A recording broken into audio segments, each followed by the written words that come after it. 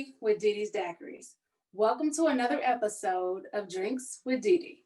Make sure you hit the subscribe button and give us a thumbs up. Follow us on Instagram and Facebook at Dee Dee's Daiquiris. You can also order our premium mixers at www.deedesdaiquiris.com. All right, guys, thank you so much for sitting with us today. I have Vandell Andrew. Mr. Andrew, can you introduce yourself and tell everybody who you are, please? How's it going? I'm Vandell Andrew. I'm a musician, saxophonist, and entrepreneur now based in Dallas, Texas. Okay, so you live in Dallas now? I live in Dallas, yes. Okay, where are you from? I'm originally from New Orleans. Okay, oh, nice. All right, so tell us a little bit about your background. Where did you start? How did you become interested in what you do now? Give us a little bit about that. So, growing up in New Orleans, music and playing instruments is a big part of the culture. So it was something that was always around. You know, my mom played instruments all through school, and she was classically trained. And she pushed all of us. I have two younger brothers to, get in private lessons and play instruments. And I tried my hardest to avoid that, until I was about 12. And that was when she basically gave me no choice, which she probably shouldn't have in the first place. And so she sent me to a jazz summer camp, and I learned how to play trumpet when I was 12. The summer, when I was 12 years old. And then the next summer I went back, I loved it, and I learned how to play saxophone. That was when it clicked. That was when, the light bulb went off, like, wow, I could actually do this thing. I learned how to play Twinkle Twinkle Little Star, and it was like, cool, like I accomplished something, So fast forward, after that summer, I actually enrolled in high school. And the high school that I enrolled in was prestigious high school, St. Augustine High School in New Orleans.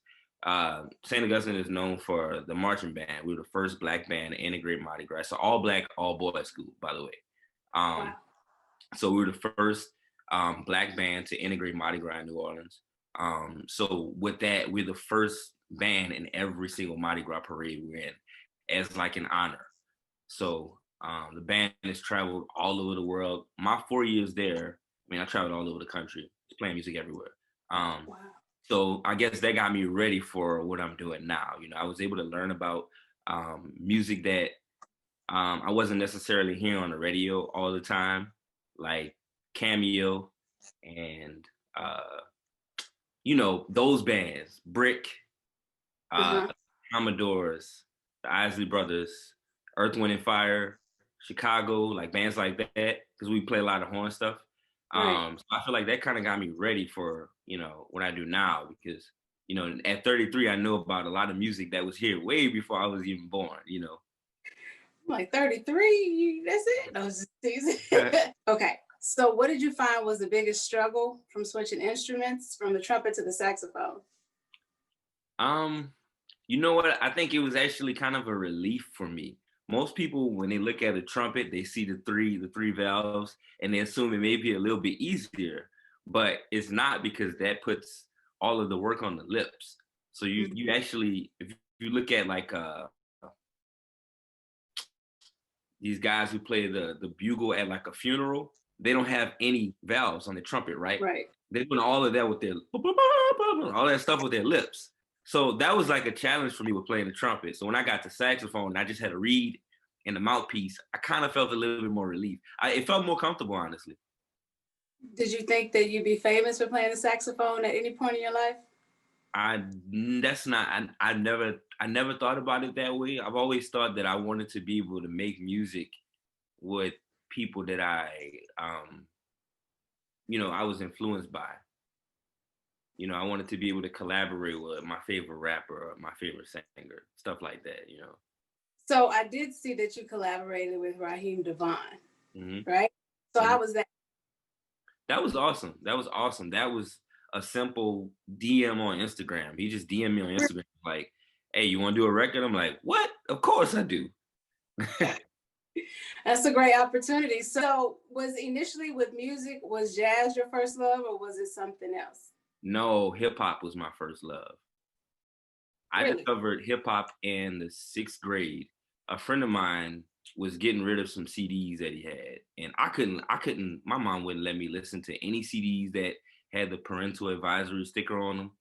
So this is the only way that I got these CDs. My friend Randall Cox, if he's listening, shout out to Randall Cox. But Shout out he to gave me Randall. a stack of CDs, and it was Jay-Z In My Lifetime Volume 1, Nas I Am, and maybe like some Cash Money stuff. Growing up in New Orleans, Cash Money was the biggest part. I listen to Cash Money more than anything. So, Right. Oh, he hooked you up then. oh yeah, he hooked me up. You didn't need anything else. And he Okay. doesn't even know that probably. He probably didn't even know he made that big influence on me. But No, that's awesome though. So I hope Randall watch it or he gets a tidbit of this. So tell me this: you have a new album called Balance, right? yeah. Mm-hmm. So tell me, like, what influenced the name of the album and how many hits? Like, what? Tell us about that album and what we could expect. Okay. So since March, basically being home because of the pandemic, um, my wife and I have 2 young children that are in school, and it's been tough trying to balance, business life and do work with the kids, and then we have to keep the kids entertained because we're at home all day, every day.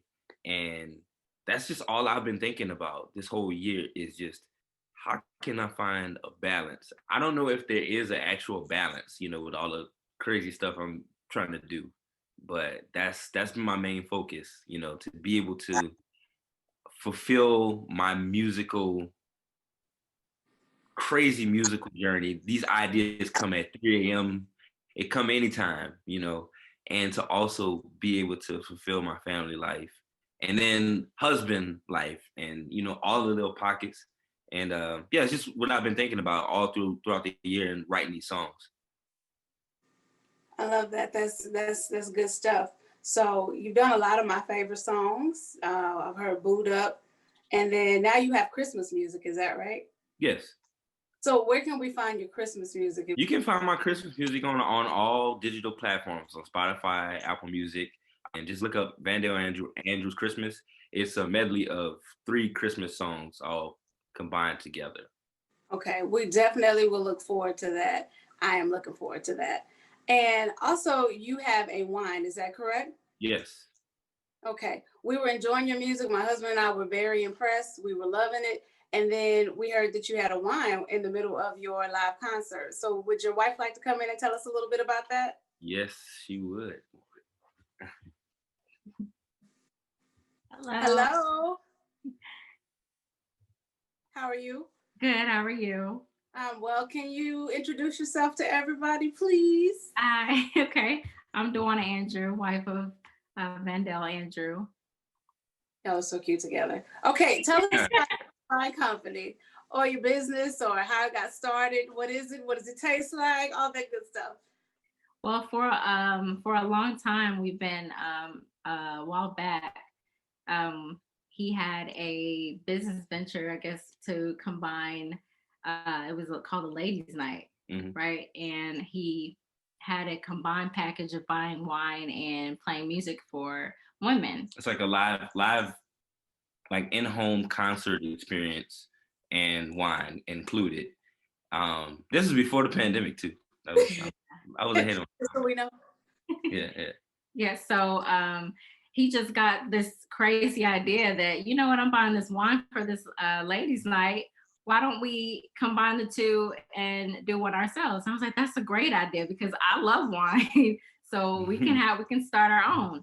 So that's how we kind of put our 2 minds together, and it took a long time of planning, and we finally came up with the idea of the name and brand of it all, and we love it. Okay, what's the name? Vandell Chardonnay. Tell us a little bit about the taste. What's distinct about it? You want me to? So I would say it's very smooth. First of all, most Chardonnays that I taste, even though they're on a more lighter side, you may taste like the pears, but you get that aftertaste that may be slightly bitter, the oak. Okay. our Chardonnay kind of smooths off at the end, so there's not a bitter taste. It's a good balance. It's a good balance as well. It's not dry, but it's not really sweet. It's kind of, you know, the sweet spot right in between. We love it, and I think anybody who loves Chardonnay will love it as well. And where can we pick this up? AndrewWine.com. Okay, on the website. Awesome. All Okay, right. so tell us, Andrew, what do you guys have coming for the future? What can we look forward to, and where can we find you? Well, we've been through this journey of discovering the wine. We've been having a lot of questions regarding a red.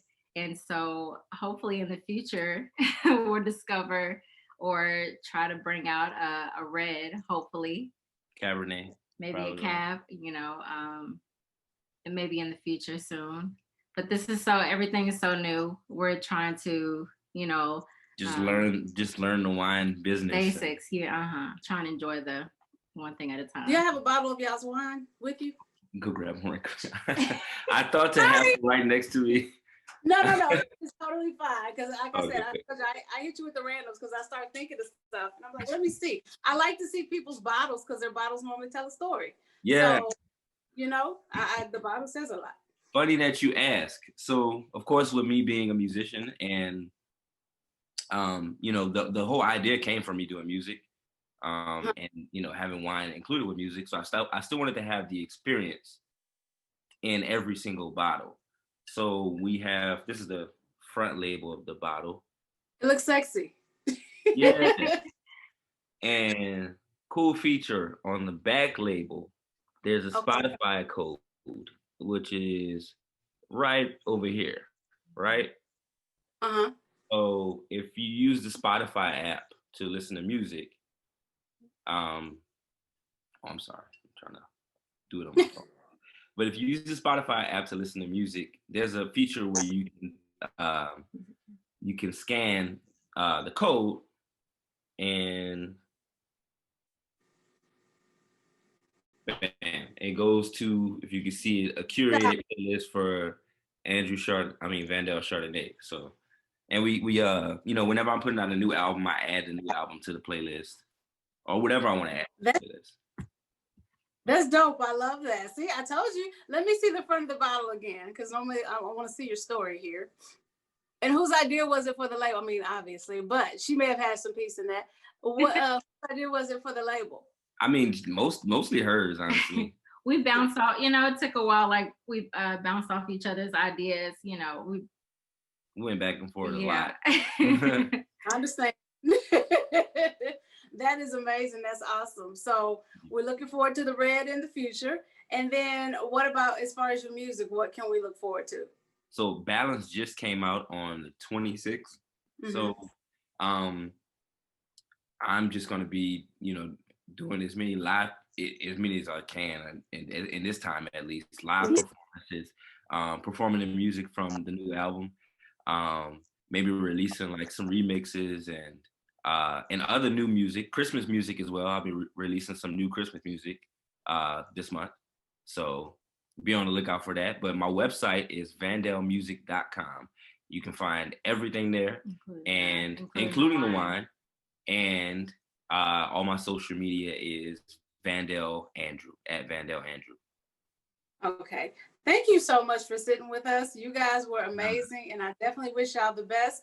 Thank you so much for sitting with us. Guys, make sure you check out Vandell Andrew. His music is amazing. I'm sure his wine is amazing. And thanks for sitting with another episode of Drinks with Dee Dee.